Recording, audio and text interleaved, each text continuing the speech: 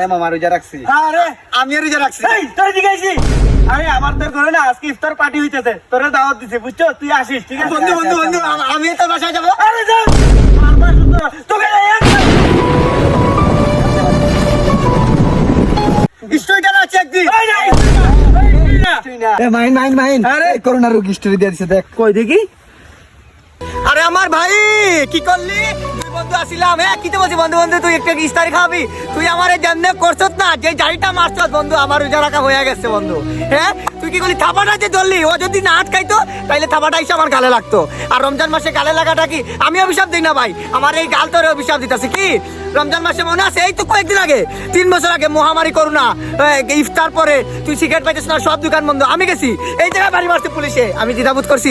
কখনো বলছি বন্ধু আমি পুলিশের হাতে মার খাওয়া সিগারেট এনে দিছি, কি বড় বড় রেস্টুরেন্টে বিরিয়ানি খাওয়াইছে, কিন্তু বীরের সুখ বড় সুখ ওইটা খেয়ে খাওয়াইছে আমি।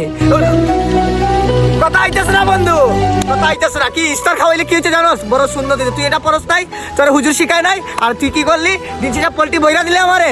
যা বন্ধু ভালো থাকিস বন্ধু বান্ধব নিয়ে।